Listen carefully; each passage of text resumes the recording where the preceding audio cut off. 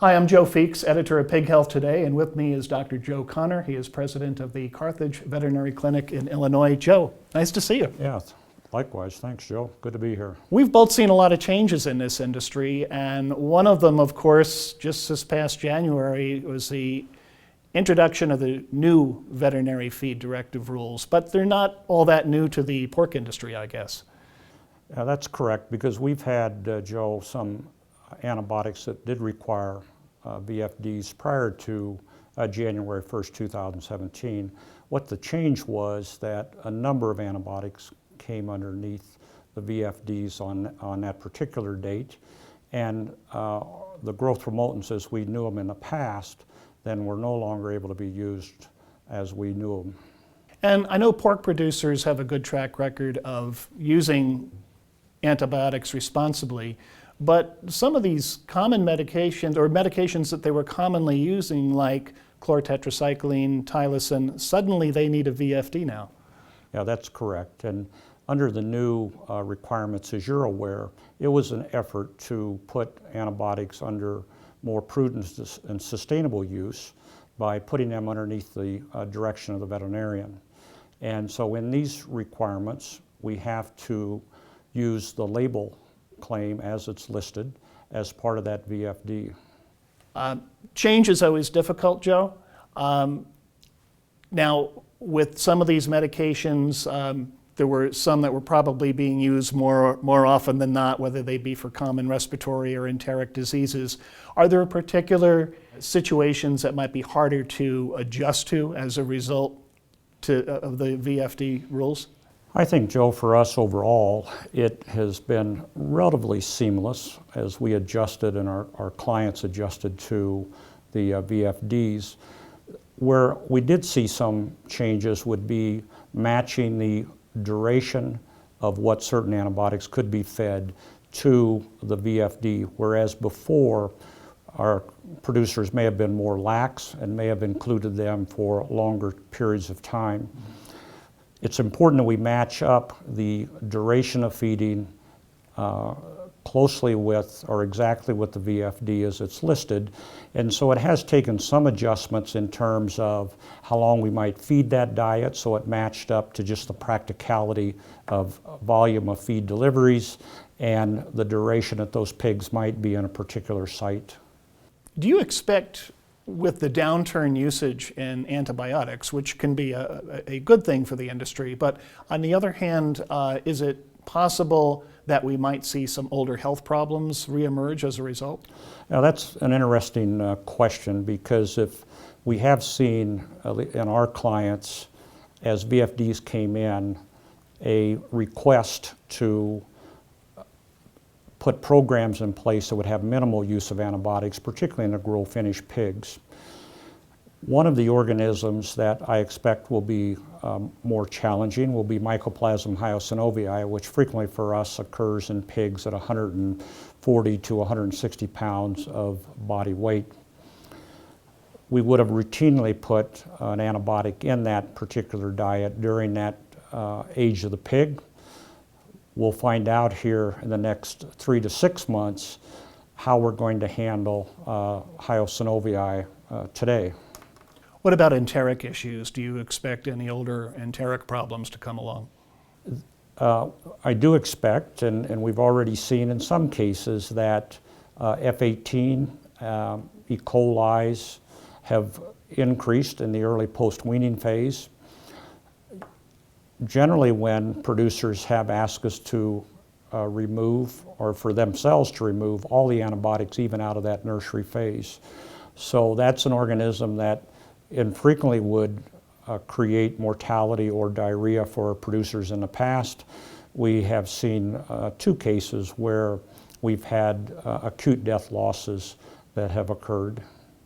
So what kinds of changes are you encouraging your producers to explore to manage these problems? We're opening up the opportunity and asking them, Joe, to take a look at vaccines that are available And on several of these, E. coli being a good example we just talked about, their vaccines are generally effective. There are other control measures we can still use without a VFD in the nursery diets. Many of those E. coli's return sensitive to neomycin. So in that case, they would look at pulse water medication for a period of time. And then we've also encouraged them to review their diets. We know that there can be an influence with respect to the digestibility of a diet and then the expression of E. coli.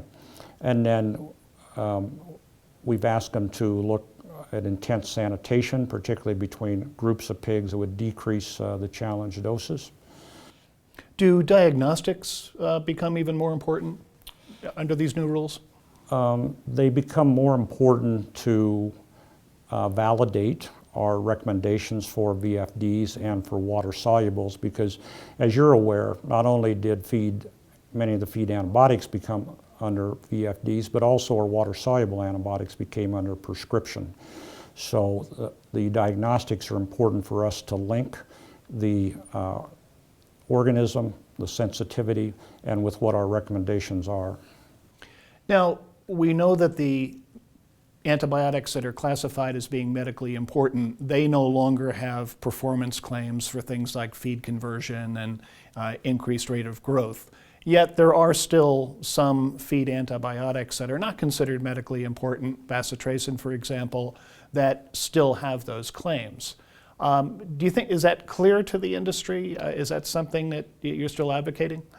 I think, Joe, that's clear to the industry. I think the industry's done a great job of reiterating what antibiotics would be non-medically important and what antibiotics would require VFDs. And today, if a VFD is required, we're not going to get, or the producer's not going to get that antibiotic included in the feed unless it has a valid veterinary feed directive on record. Lastly, Joe, just the other week, a major pork producer in the United States announced that they were going to be coming out with a line of antibiotic-free pork. Do you see this as a trend for the future? Early in 2016, Joe, we had a lot of inquiries from our clients about trying to fulfill that part of the market. And there were estimates published from several different sources that market might actually be about 20%. So you could see why the interest would be there with producers. So we did, and we have participated with clients in programs that are antibiotic-free. With the improved health, we're finding that we do have some flows that we'll be able to fulfill that requirement. I anticipate that we'll fairly quickly fulfill the market need for antibiotic-free pigs. And I think the programs are not necessarily standardized today, because there are programs that are antibiotic-free from weaning to market. There are programs that are antibiotic-free from conception or maybe birth to market. So we have to work through the strengths and weaknesses of both of those programs and still result in a pig that is going to give us excellent performance back to the producer. Now, years ago in the poultry industry, they had a very small percentage of producers that were producing antibiotic-free poultry. I think that went to about 12% in 2015 and may have doubled in 2016. And so now they have a multiple-tiered market. They have the conventional poultry production, they have the antibiotic-free, and then they have others that are maybe just using non-medically important antibiotics. Do you see that happening in the pork industry down the road? I do see it happening, and I think a good question we all have to see is, what is the consumer willing to pay for the difference, if it truly exists, between an antibiotic-free and a non-antibiotic-free? I think we all got to remember that producers have always been harvesting pigs that had antibiotics that were fulfilling their withdrawal times, and so this is an extension of that when we go to an antibiotic-free. The consumer pricing difference, I think, will be the really driver as to where we really end up with as a percentage of our production that we will use to fulfill that requirement.